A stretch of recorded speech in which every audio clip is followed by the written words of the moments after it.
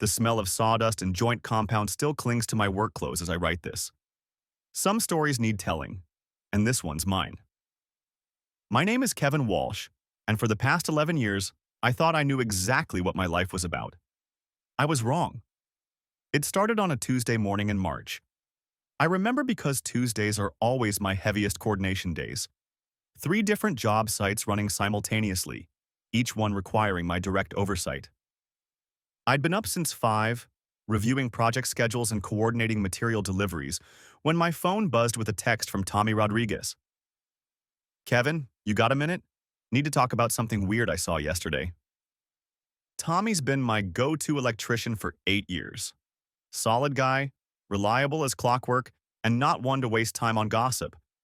When Tommy says something's weird, it's worth listening to. I called him back while driving to the first job site, a kitchen renovation in Brookfield Heights.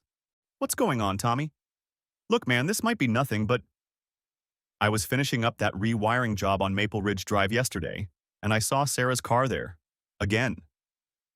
My hands tightened on the steering wheel. Again? Yeah, that's what I mean.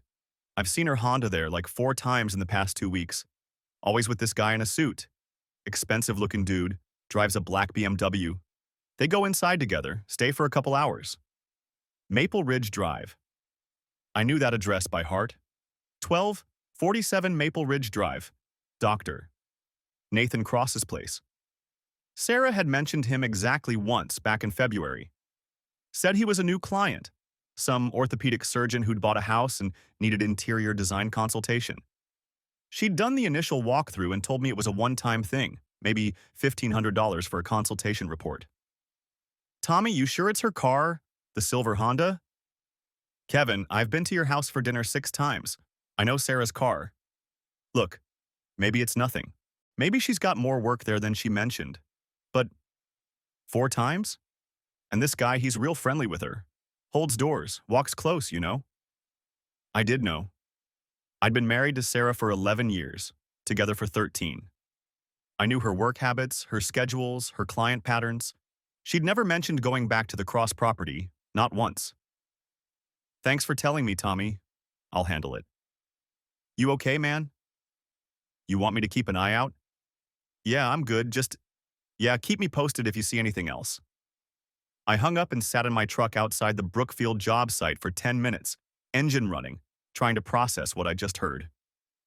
My crew was already inside, probably wondering where I was, but I couldn't move.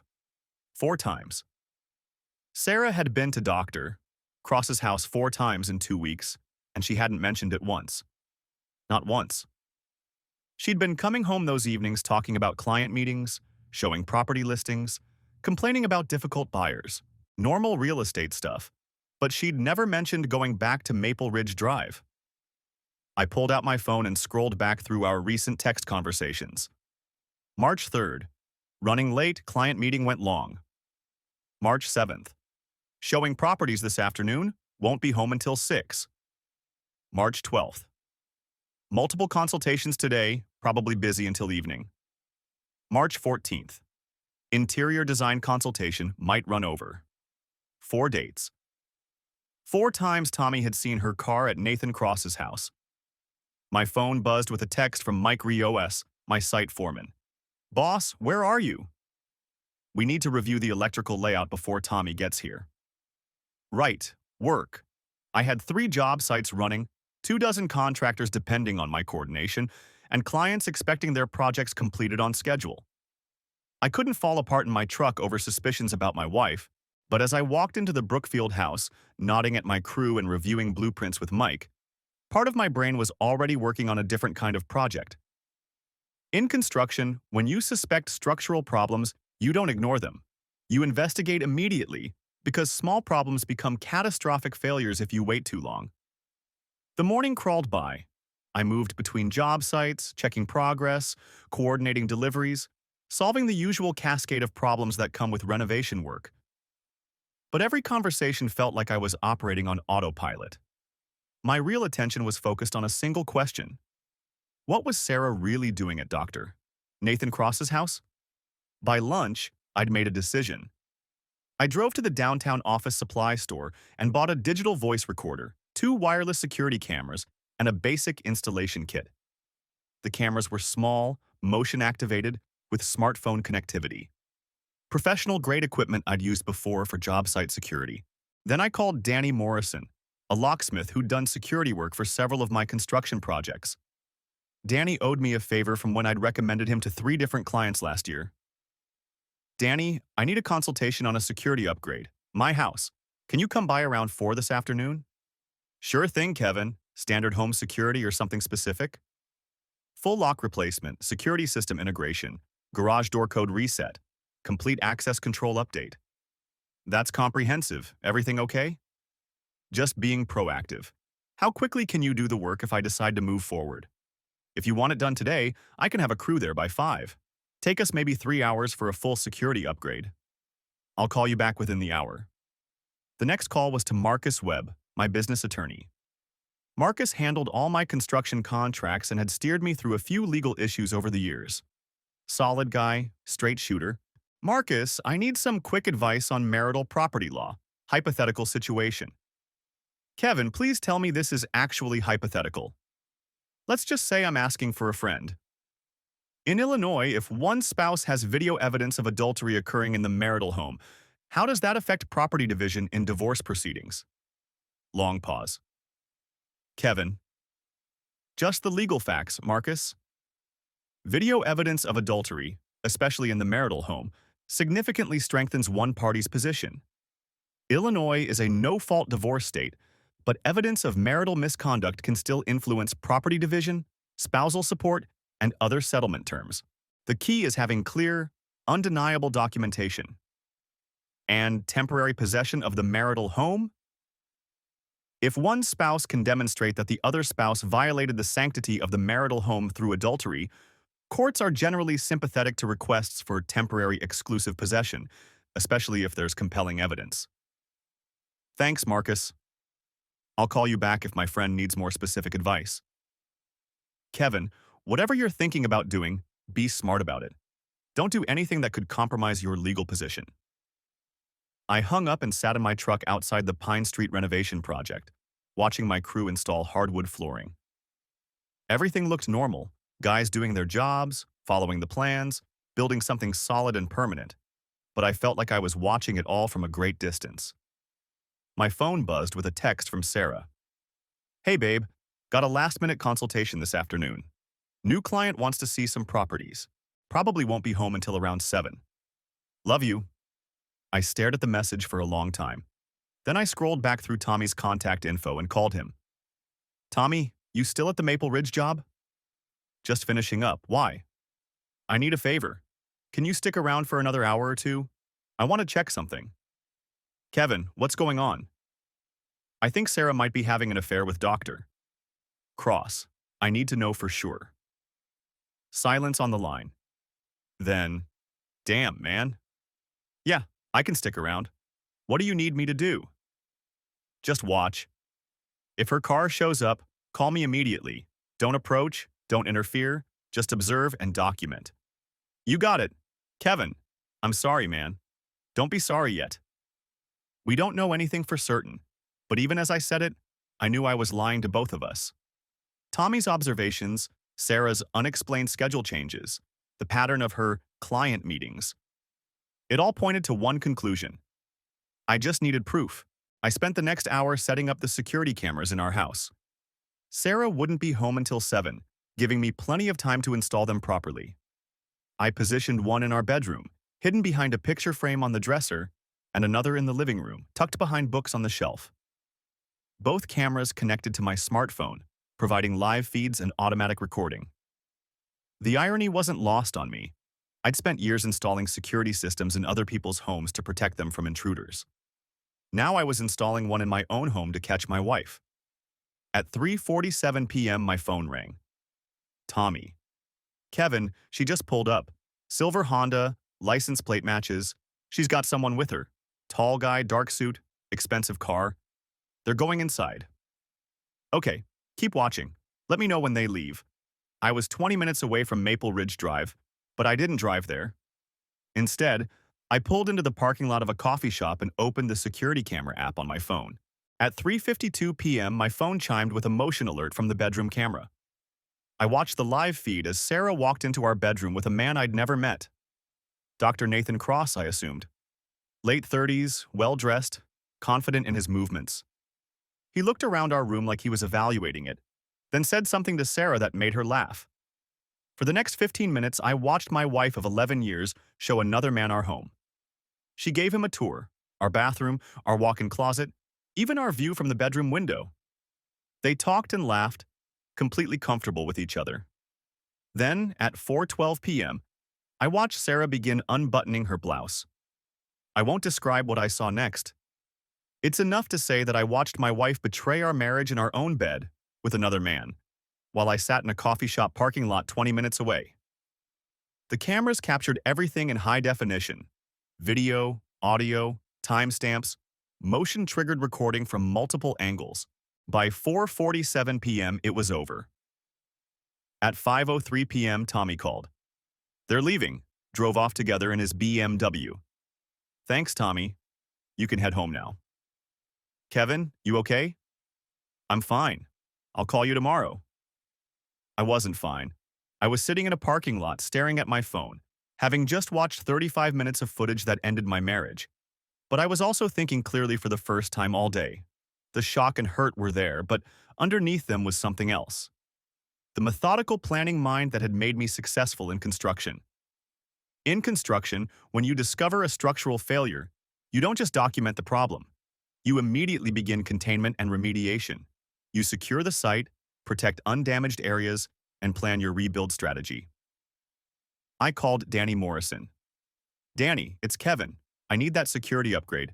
Can your crew be at my house by 6? You got it. Full package, locks, codes, system integration. Everything. And Danny? I need this done fast and done right. Money's not an issue. Consider it handled. Next, I called Mike Rios. Mike, I need you to cover the job sites tomorrow morning. Family emergency. Sure thing, boss. Everything okay? It will be. Then I made the hardest call of the day. I scrolled through my contacts until I found Sarah's mother's number. Margaret had always been good to me, treated me like a real son-in-law despite her occasional comments about Sarah marrying young and settling down too quickly. Hi, Margaret. It's Kevin. I need to send you something. Can you make sure David and the kids see it too? Kevin? What's wrong? You sound terrible. Just, please. I'm sending a video to the family group chat. I need everyone to see it. Kevin, what kind of video? Evidence. I hung up and opened the family group chat. Sarah, her parents, her 2 brothers, and their wives. 8 people who had been part of our extended family for over a decade. I uploaded the full 35 minutes of video footage with a single message. This is what Sarah does while I'm at work. Recorded today at our house with Dr. Nathan Cross. Then I sent it. My phone immediately started buzzing with incoming calls and messages, but I turned it to silent and drove home. Danny's locksmith crew was already there, working on the front door. I gave them the house key and told them to change everything. Every lock, every code, every point of access. While they worked, I methodically went through Sarah's belongings. Clothes, personal items, cosmetics, books, jewelry, everything that was clearly hers. I packed it all into boxes and garbage bags, working with the same systematic efficiency I brought to construction cleanup. By 7:30 p.m., Danny's crew had finished their work. New locks on every door, new codes on the garage door opener, new security system with all new access codes. They handed me the only set of keys. Kevin, Danny said, I've been doing this work for 15 years. Whatever's going on, you're handling it smart. Documentation, security, legal positioning. That's how you protect yourself. Thanks, Danny. Send me the bill. Already handled. Consider this one on the house. After they left, I carried all of Sarah's boxed belongings to the front porch and arranged them neatly beside the door. Then I wrote a note on construction company letterhead. Sarah, your key doesn't work anymore. Your family saw the video. Don't come back. All your belongings are here. Kevin. I taped the note to the front door and went inside to wait. At 7:47 p.m., Sarah's Honda pulled into our driveway. I watched through the front window as she got out of her car, walked to the front door and tried her key. It didn't work. She tried again, then noticed the note. I saw her read it, then look at the boxes on the porch. She knocked on the door. Kevin! Kevin, open the door! I didn't respond. She pounded harder. Kevin! What is this? Open the door right now. My phone started ringing. Sarah's contact photo filled the screen. A picture from our vacation to Michigan last summer, both of us smiling, her arm around my shoulder. I declined the call. Kevin! This is ridiculous. These are my things. This is my house, too. She was right about the house. We'd bought it together, both our names on the mortgage. But Marcus had been clear about Illinois law. Video evidence of adultery in the marital home would likely give me temporary exclusive possession, especially if I filed the right paperwork quickly. Sarah tried calling 4 more times. Then she started texting, Kevin, please. Let me explain. This is insane. Let me in the house. We need to talk about this like adults. Kevin, I'm sorry. Please open the door. I know you're in there. Your truck is in the garage. The last message came at 8:23 p.m. Fine. I'm going to my parents' house. But this isn't over. I watched through the window as she loaded some of the boxes into her car, then drove away. For the first time in 6 hours, I was alone in my own house. Complete silence except for the hum of the refrigerator and the tick of the wall clock. I sat on the couch where Sarah and I had watched TV together just the night before, and I tried to process what had just happened. In one day, I discovered my wife's affair, documented it comprehensively, secured my home, exposed her betrayal to her entire family, and effectively ended our marriage. The construction part of my brain was satisfied. I'd identified the problem, contained the damage, and begun remediation immediately. But sitting there in the quiet house, surrounded by empty spaces where Sarah's belongings used to be, I felt the full weight of what I'd lost. 11 years of marriage, 13 years together. A shared life, shared dreams, shared plans for the future. All of it ended in 35 minutes of video footage. My phone buzzed with a text from Tommy. Hope you're okay, man. Let me know if you need anything. Then another from Mike. Boss, whatever's going on, the crew's got your back. Then one from Marcus. Kevin, I heard from Sarah.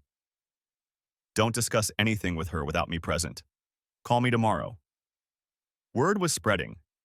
In construction, news travels fast through the network, and everyone I'd worked with over the years was finding out about my situation. The thought should have embarrassed me, but instead it felt like support. These guys understood immediate action when problems arose. They understood that sometimes you have to tear down the damaged structure before you can build something solid. At 9:15 p.m., my phone rang. Margaret, Sarah's mother. I answered. Kevin. Her voice was tight, controlled. I watched the video. I'm sorry you had to see that. No, Kevin. I'm sorry you had to live through it. David and I, we're appalled. Absolutely appalled. Margaret, I don't want this to affect your relationship with Sarah. She's your daughter. Kevin, what Sarah did, in your home, in your bed, there's no excuse for that. None. David and I raised her better than this. I appreciate that. Where is she now? I think she went to stay with you and David. She's not here. She called and asked if she could come over, but David told her we needed time to think about what we saw. We're not ready to see her yet. That surprised me. Sarah's parents had always been supportive, sometimes to a fault. If they were turning her away, even temporarily, the video had affected them more than I'd expected. Kevin, what do you need from us? Nothing. This isn't your fault or your responsibility. You've been part of this family for 13 years. You're not the one who broke that bond. After Margaret hung up, I realized I was exhausted. The adrenaline of the day was wearing off, leaving behind bone-deep fatigue. I'd gotten up at 5 a.m. to coordinate job sites, and it was now past 9 p.m. 15 hours that had completely changed my life. I went to bed in the guest room. I couldn't face sleeping in our bedroom, not after watching what I'd watched there today. The guest bed felt foreign, too small, too cold. But it was mine now. Everything in this house was mine now. I woke up Wednesday morning at 5:17 a.m., 3 minutes before my usual alarm. Habit and routine, even after a day like yesterday. I made coffee, showered, and was reviewing job site schedules when my phone rang at 6:30. Sarah. Kevin, we need to talk. Talk to my attorney. Kevin, please. 5 minutes. That's all I'm asking. Where did you sleep last night? Pause. I got a hotel room. Your parents wouldn't let you stay with them? That's not... Kevin, please. Can I come to the house, just to talk? No, the locks are changed. You're not welcome here. Kevin, this is my house, too. You can't just lock me out. Watch me. I'm coming over. Sarah, if you show up here, I'll call the police and have you removed for trespassing. You can't do that. It's my house. I have video evidence of you committing adultery in this house. My attorney says that gives me strong grounds for temporary exclusive possession. You want to test it in court? Long pause. Then, quietly, Kevin, I made a mistake. You made a choice. Multiple choices, over multiple weeks. It didn't mean anything. It was just... I don't know. I was confused. I was lonely. Sarah, stop. Just stop. I watched the video. I saw how comfortable you were with him in our house. I saw how you looked at him. That wasn't confusion or loneliness. That was you choosing someone else over our marriage. That's not true. Tommy saw your car at his house 4 times in 2 weeks. 4 times, Sarah. How many more times when Tommy wasn't there to see? Silence. How long has this been going on? Kevin? How long? 6 weeks. 6 weeks. While I'd been working extra hours to coordinate 3 major renovation projects. While I'd been coming home exhausted every evening, thinking my wife was busy building her real estate career. While I'd been planning our summer vacation and talking about maybe starting a family soon. Are you in love with him? Another long pause. I thought I might be. And now? Now. Kevin, he won't even take my calls. After your family saw that video, after everyone found out, he said it was too complicated. Said he couldn't be associated with a scandal that might affect his medical practice. So Dr. Nathan Cross had thrown Sarah under the bus the moment their affair became public. Part of me felt satisfaction at that, but mostly I just felt tired. Sarah, don't call me again unless it's through attorneys. We're done. Kevin, wait. I hung up. The next call came from Marcus at 7:15 a.m. Kevin, I need you to come to my office this morning. Sarah contacted a divorce attorney yesterday, and we need to file our paperwork before she does. This soon? Kevin, you have video evidence of adultery, and you've already established exclusive possession of the marital home. We want to file while your position is strongest. Can you be here at 9? I'll be there. I called Mike and told him to handle the job sites again, then drove to Marcus's office in downtown Naperville. Marcus Webb and Associates occupied the 3rd floor of a glass office building, the kind of place that smelled like leather and success. Marcus met me in the reception area. Kevin, you look like hell. I feel like it. Good. That's what we want. You're the wounded party here, the faithful husband betrayed in his own home. We're going to make sure everyone knows that. Marcus's office was lined with law books and construction industry awards.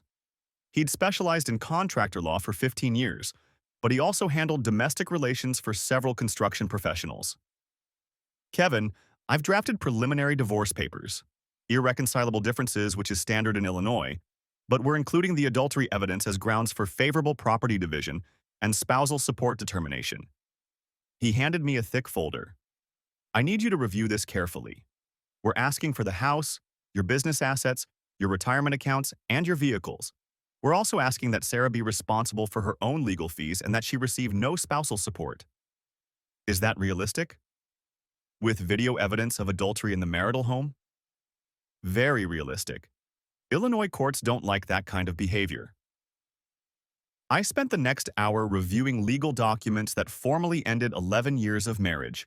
Asset lists, property descriptions, financial statements, our entire shared life reduced to legal terminology and dollar amounts. Marcus, what about her real estate business? What about it? She built that up during our marriage. Doesn't she have some claim to my business assets based on the same principle? Marcus smiled. Kevin, Sarah's real estate business consists of a part-time license and maybe $10,000 in annual commissions. Your construction company is worth over $500,000. There's no comparison. Besides, she was using her real estate connections to facilitate her affair. That's not exactly building legitimate business value. At 11:30 a.m., we filed the divorce papers at the DuPage County Courthouse. Just like that, my marriage was officially over, at least in legal terms. Kevin, Sarah's attorney will respond within 30 days. They'll probably try to negotiate a settlement rather than let this go to trial. The video evidence makes their position very difficult. How long until it's final? In Illinois, minimum 6 months from filing, but given the circumstances, probably longer. Sarah's going to fight for whatever she can get. I drove home with a strange sense of completion. In construction, there's satisfaction in finishing difficult projects, in solving complex problems efficiently. Filing for divorce felt similar. An unpleasant job that needed doing, handled properly and professionally. But as I pulled into my driveway, I realized this wasn't the end of a project. It was the beginning of something entirely new. For 11 years, I'd been half of a couple. Now I was just Kevin Walsh, 44-year-old construction foreman, living alone in a house that felt too big and too quiet. My phone buzzed with a text from Tommy. Boss, got a problem at the Maple Ridge job. Can you swing by? Maple Ridge Drive. Where this had all started less than 48 hours ago, I found Tommy and Doctor, cross his driveway, standing next to his electrician's van with his arms crossed and a grim expression. What's the problem? The homeowner fired us, says he doesn't want our company working on his property anymore. Did he say why? Tommy snorted. Says there were security concerns and unprofessional behavior from our subcontractors. Specifically mentioned that our guys were monitoring his property and reporting his personal activities. So, Doctor, Cross knew that Tommy had been the one to spot Sarah's car. Probably figured out that Tommy's observations had led to the discovery of the affair. What about payment for work completed? He paid in full, actually. Had a check ready, like he wanted us gone as fast as possible. I looked at the house. 1247 Maple Ridge Drive, where my marriage had ended. Large, expensive, the kind of place that represented everything Sarah thought she wanted. Now it represented the scene of her destruction. Tommy, pack up your tools. We're done here. Kevin, I'm sorry about this. If I hadn't said anything. Tommy, you did exactly what a good friend should do. You told me the truth when I needed to hear it. Yeah, but now we lost a job. I looked at the house again, then at Tommy. We've got 3 other major projects running and 2 more starting next month. We don't need work from people like Dr. Cross. As we drove away from Maple Ridge Drive, Tommy asked, "How are you holding up?" Day by day. Sarah's been calling around, asking people if they've seen you, wondering how you're doing. What are people telling her? That you're handling your business? That you're staying focused on work? That maybe she should have thought about consequences before she decided to cheat on a guy with half the construction industry looking out for him. That made me smile for the first time in 2 days. Construction crews are tight-knit communities. Word had spread quickly about what Sarah had done, and the universal reaction was support for me and disgust with her behavior. In a world where people's word and character matter more than college degrees or job titles, adultery is seen as a fundamental failure of trustworthiness. Tommy, I appreciate everyone's support, but I don't want this to affect our work relationships. Keep the personal stuff separate from business. Kevin, it's not affecting our work. If anything, people respect how you handled it. Fast, decisive, no drama. You took care of the problem and moved on. The next few weeks settled into a routine. Work during the day, quiet evenings at home, weekend project planning. Sarah called several times, but I referred her to Marcus each time. I heard through mutual acquaintances that she was living in a small apartment in Wheaton, that her real estate business was suffering because word of the affair had spread through her professional network, and that doctor, Cross, had completely cut off contact with her. 3 weeks after I'd filed for divorce, Marcus called with an update. Kevin, Sarah's attorney wants to meet. They're proposing a settlement. What kind of settlement? They want to split the house proceeds 50-50, give Sarah half your retirement account, and establish monthly spousal support of $1,500. What did you tell them? I told them to review the video evidence again and come back with a realistic offer. How realistic is their current offer? Kevin, given what you have on video, Sarah's lucky if she gets 20% of anything. Her attorney knows it, but they have to try. A week later, Sarah showed up at my job site. I was coordinating a kitchen renovation in Glen Ellen when Mike came over and told me there was someone to see me. Sarah was standing in the driveway, looking out of place among the construction trucks and equipment. Sarah, what are you doing here? I needed to see you. You're supposed to communicate through attorneys. Kevin, please, just 5 minutes. I looked around at my crew, all of whom were pretending not to listen while obviously paying close attention to every word. Mike, give me a few minutes. Sarah and I walked to the sidewalk, away from the construction noise. You look good, she said. I didn't respond. Kevin, I've been thinking about what happened. About what I did. And I know I was wrong. Sarah, don't do this. I was selfish and stupid, and I hurt you in the worst possible way. But Kevin, we were together for 13 years. Doesn't that count for something? It counted for something until you decided it didn't. That's not fair. Sarah, you had an affair. In our house, in our bed, while I was at work supporting us. You lied to me for 6 weeks. You used my work schedule to plan your betrayals. How is any of that fair? I know I made mistakes. Stop calling it a mistake. You made choices. Deliberate, planned, repeated choices to betray our marriage. Sarah started crying. Kevin, I miss you. I miss our life together. I know I screwed up, but can't we try to work through this? Sarah, do you know what happened to Dr. Cross? She wiped her eyes. What do you mean? I mean, is he part of your life now? Are you still seeing him? No. He said he couldn't be involved in a complicated situation. So he used you for sex and then dumped you when it became inconvenient.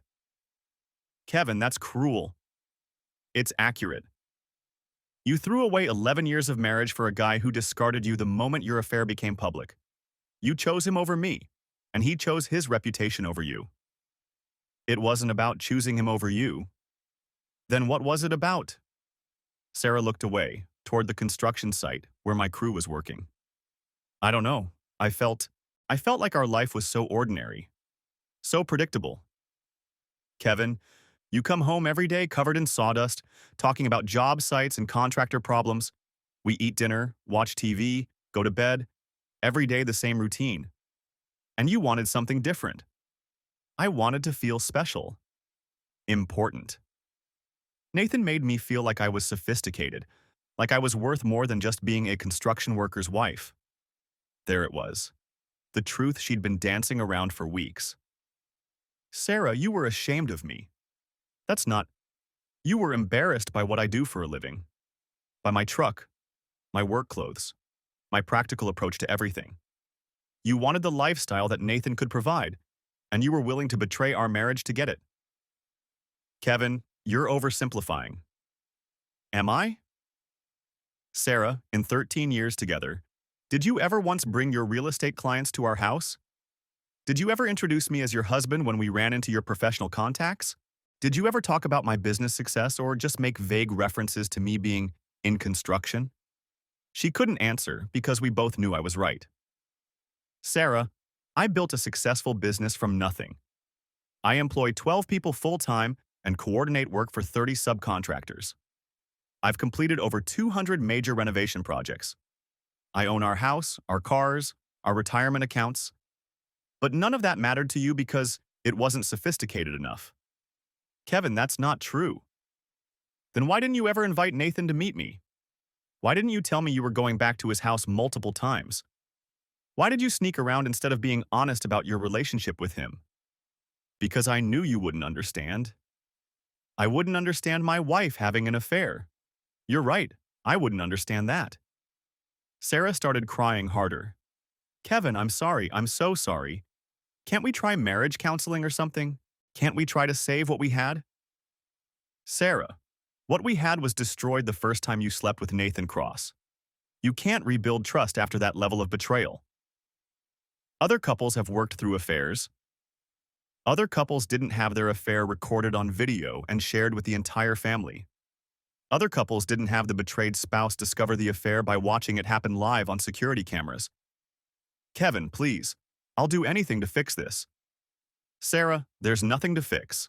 Our marriage is over. You killed it when you chose to cheat instead of choosing to communicate your unhappiness.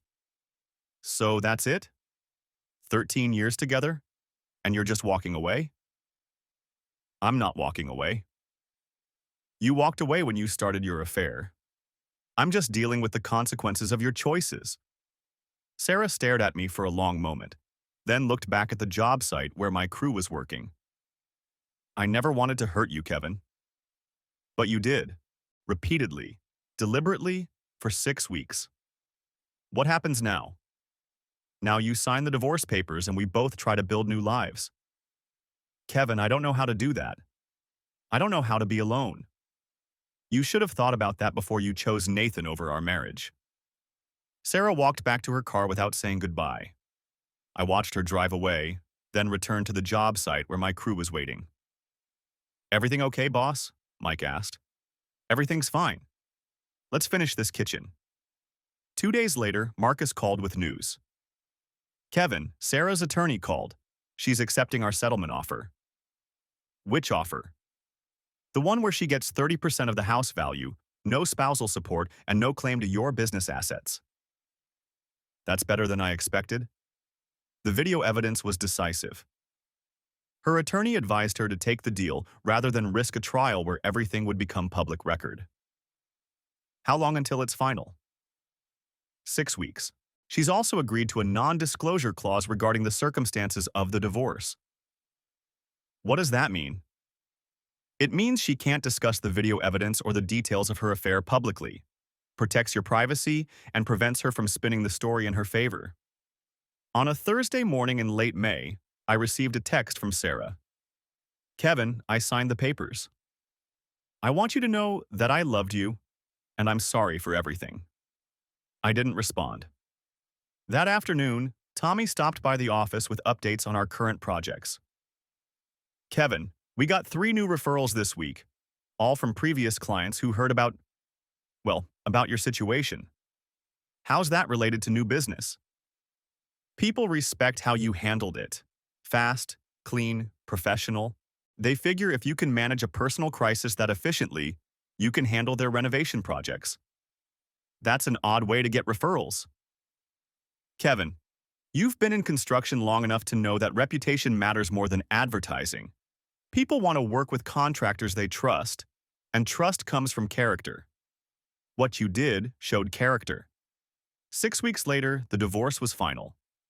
I received a certified letter from the courthouse confirming the dissolution of my marriage to Sarah Walsh. 11 years of shared life officially ended. That evening, I sat on my back deck with a beer, looking at the yard Sarah had once planned to landscape. She'd talked about putting in a garden, maybe a small patio area where we could entertain friends. Now the yard was just grass and potential, waiting for someone to decide what it should become. My phone rang. Margaret, Sarah's mother. Kevin, I heard the divorce was finalized today. Yes, it was. How are you doing? I'm okay. Taking it one day at a time. Kevin, I want you to know that David and I still consider you family. What Sarah did, that doesn't change how we feel about you. I appreciate that, Margaret. Are you seeing anyone? Margaret, I'm just asking. You're a good man, Kevin. You deserve to be happy. Maybe someday. Right now I'm focusing on work and figuring out what comes next. Well, when you're ready, there are plenty of good women who would appreciate a man who knows how to commit to something. After Margaret hung up, I realized she was right. I did know how to commit to something. I'd committed to my marriage for 11 years, even when Sarah was growing distant and critical. I'd committed to building a successful business from nothing. I'd committed to treating people fairly and honestly in all my professional relationships. Sarah had been the one who couldn't commit. She'd been the one who chose immediate gratification over long-term loyalty. 3 months later, I ran into Dr. Nathan Cross at a coffee shop in downtown Naperville. He was alone, reading medical journals at a corner table. I almost didn't recognize him. He looked tired, older than his 41 years. He saw me before I could leave. Kevin Walsh? I turned around. Dr. Cross. I wanted to say something to you about what happened. There's nothing to say. Kevin, I know what I did was wrong. I know I hurt you and destroyed your marriage. You didn't destroy my marriage. Sarah destroyed our marriage. You were just the guy she chose to do it with. I want you to know that I regret it. The whole thing was a mistake. Dr. Cross, I don't need your apology. I need you to stay away from me and anyone in my family. Of course. Of course, I wanted you to know that I'm sorry. I looked at him for a moment. This man who had represented everything Sarah thought she wanted. Wealthy, educated, sophisticated, professional. Now he just looked like what he was. A middle-aged guy who'd made selfish choices and hurt people for temporary pleasure. Dr. Cross, can I ask you something? Sure. Did you ever think about what you were doing to my marriage? Did you ever consider that Sarah was someone's wife, that she had commitments and responsibilities? He looked uncomfortable. I knew she was married, but she said she was unhappy, that you two were having problems. We weren't having problems until she started lying to me about seeing you. Our marriage was solid until she decided to betray it. Kevin, I know there's no excuse. You're right, there's no excuse. You're a 41-year-old professional who chose to sleep with a married woman in her husband's house. You knew exactly what you were doing. Nathan stared at his coffee cup. I've lost patience because of this. Word got around the medical community about the affair, about the video. People don't want their surgeon to be known for sleeping with married women. Good. Kevin, that seems harsh. Dr. Cross, actions have consequences. You chose to have an affair with my wife. I chose to document it and expose it. You chose immediate pleasure over professional reputation. Now you're living with the results of those choices. And Sarah? What about her? How is she doing? Why do you care? I don't know. I just wondered. Dr. Cross, you used Sarah for sex and then abandoned her when the affair became public. You don't get to wonder how she's doing now. I left him sitting alone with his medical journals and his regrets. 6 months after the divorce, I started dating Linda Morrison, Danny the locksmith's sister. Linda was a project manager for a commercial construction company, divorced herself 3 years earlier, with 2 teenage kids. She understood the construction industry, appreciated the work ethic required to build something lasting, and had no interest in trying to change me into someone more sophisticated. Our first real conversation was about load-bearing walls and permit requirements. Our second date was dinner at a barbecue place where we both ordered beer and talked about project management challenges. Linda wore jeans and work boots, drove a pickup truck, and could discuss rebar specifications as easily as restaurant recommendations. Kevin, she said over dinner one evening, can I ask you something about your ex-wife? What do you want to know? Did she ever appreciate what you built? Your business, your reputation, your success in the construction industry? I don't think she saw it as success. I think she saw it as limitation. That's insane. You employ a dozen people. You've built a company with a $500,000 value. You have clients who trust you with their most important investments. How is that limitation? Because it wasn't sophisticated enough. Because construction isn't as prestigious as medicine or law or finance. Linda shook her head. Kevin, I've worked with a lot of contractors over the years.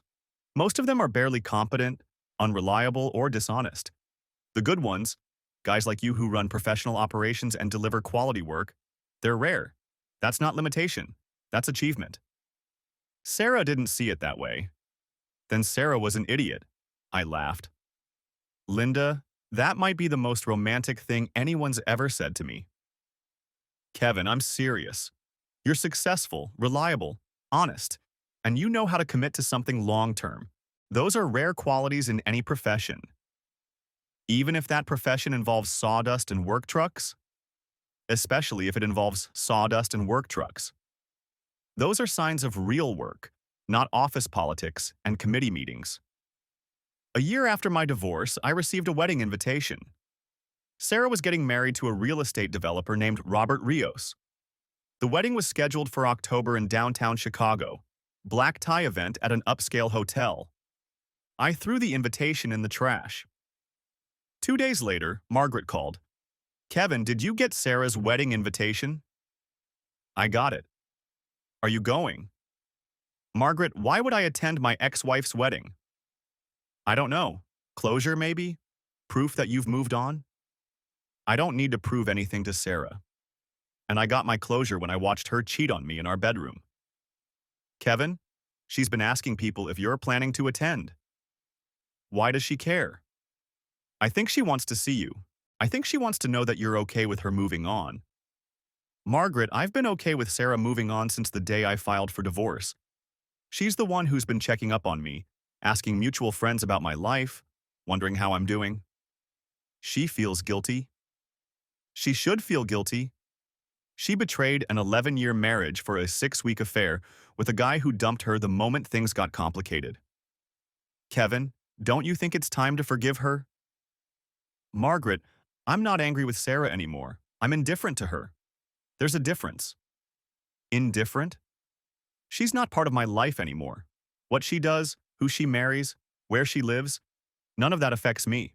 I've moved on completely. But you haven't remarried. I'm dating someone, Linda Morrison. We're taking it slow, building something solid. That's good. Sarah asks about that too.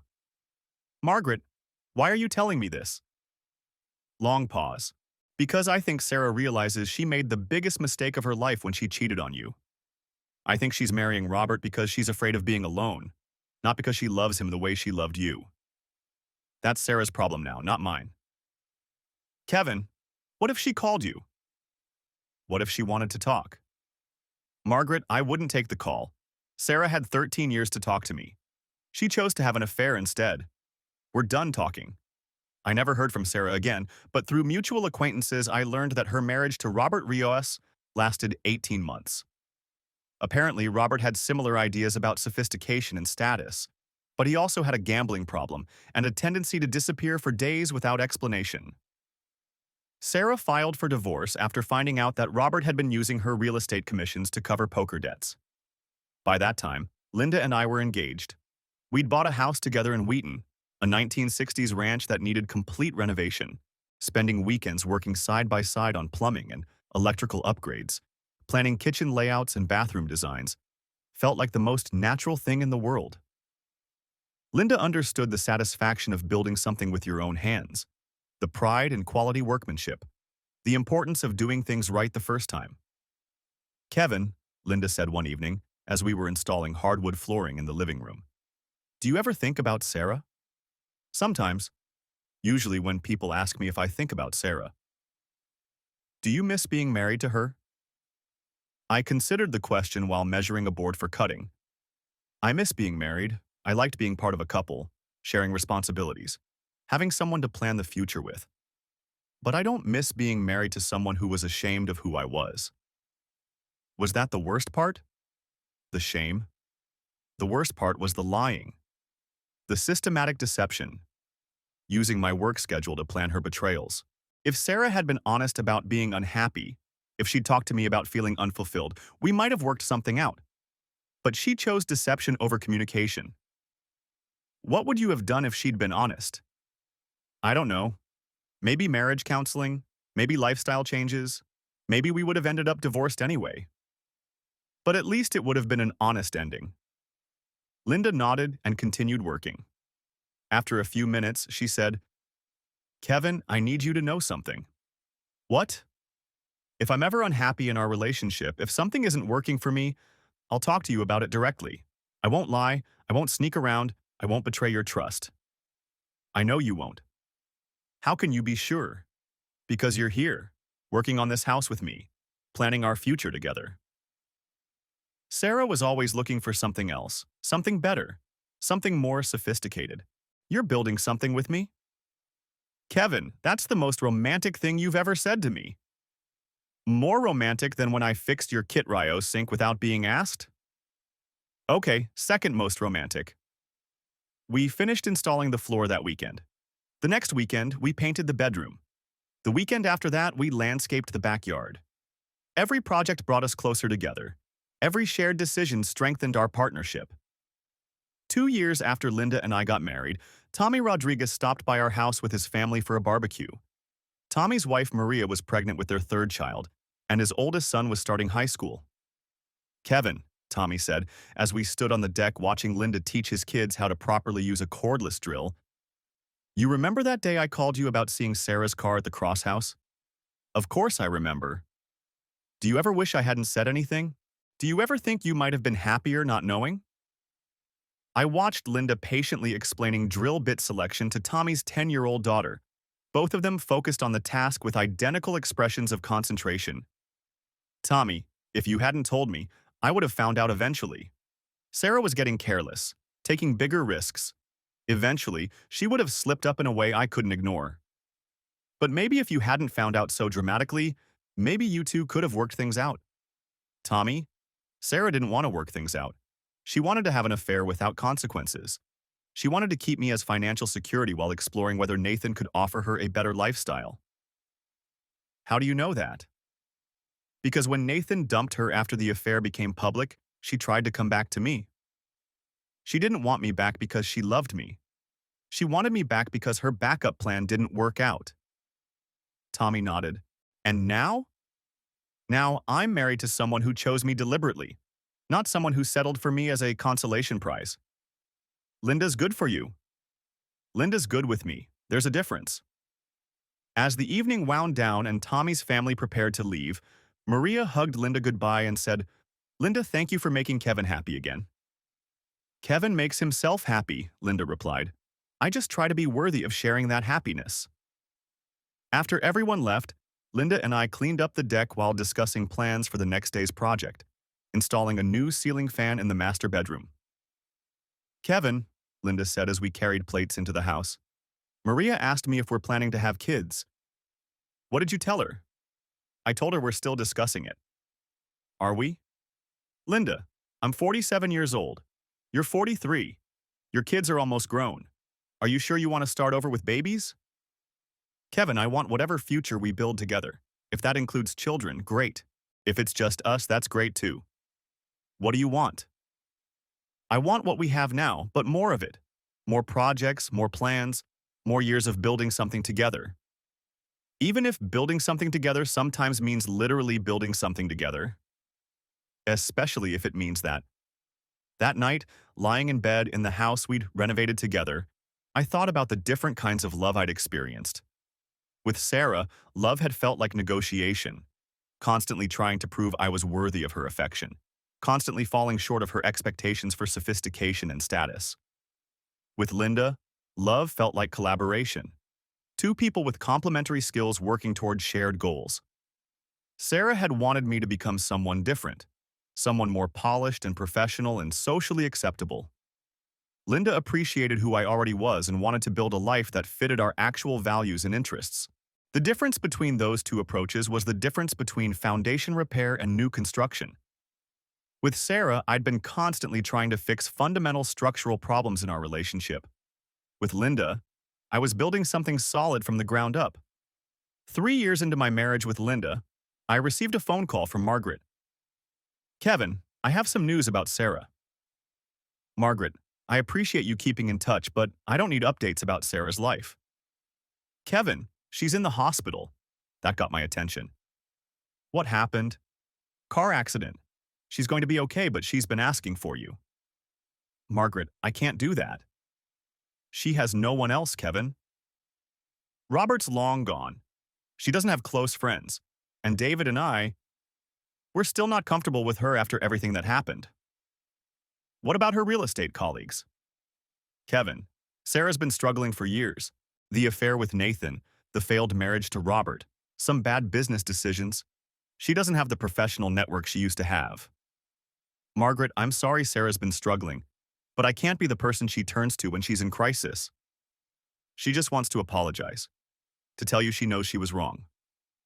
I know she was wrong too. I don't need her to tell me that. Kevin, please, just 5 minutes. Margaret, 5 minutes won't change anything. Sarah made her choices, I made mine. We're both living with the consequences. Don't you have any compassion for her? Margaret, I have plenty of compassion for Sarah. I hope she recovers from her accident. I hope she builds a better life for herself. I hope she finds happiness. But I can't be part of that process. Why not?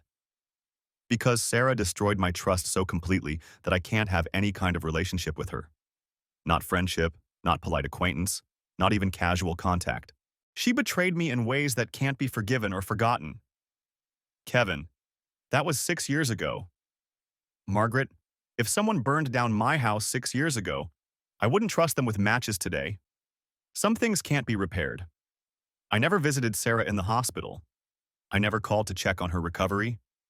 I never responded to the letter she sent through Margaret, apologizing for all the pain I caused, and hoping we could find some kind of peace.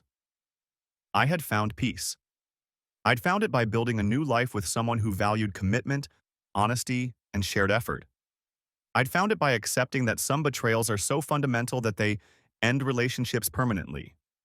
I'd found it by choosing to focus on the future instead of trying to repair the unrepairable past. 5 years after my divorce from Sarah, Linda and I celebrated our 3rd wedding anniversary by completing the renovation of our house. Every room reflected our shared vision, our combined skills, our commitment to building something that would last. The house was beautiful, but more importantly, it was ours.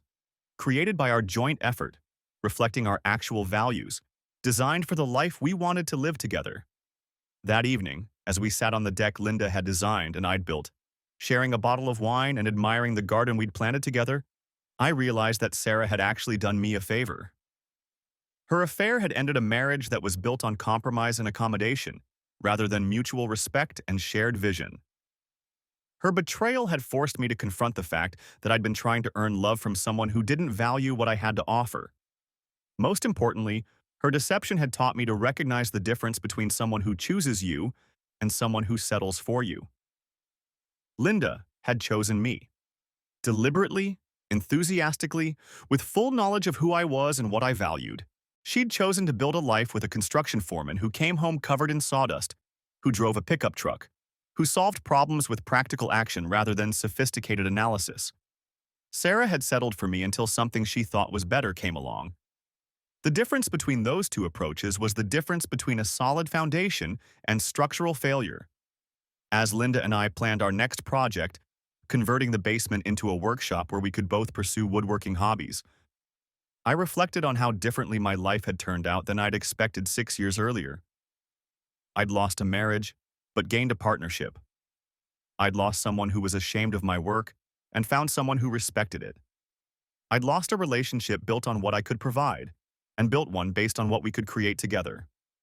Tommy had been right to tell me about seeing Sarah's car at Nathan's house. Marcus had been right to document everything thoroughly and file for divorce immediately. Danny had been right to change all the locks and secure my property. Linda had been right to value commitment and honesty over sophistication and status. But most importantly, I'd been right to trust my instincts, act decisively when I discovered the truth, and refuse to accept betrayal as something that could be forgiven or forgotten. Some foundations, once cracked, can't be repaired. But that doesn't mean you can't build something new, something stronger, something designed to last.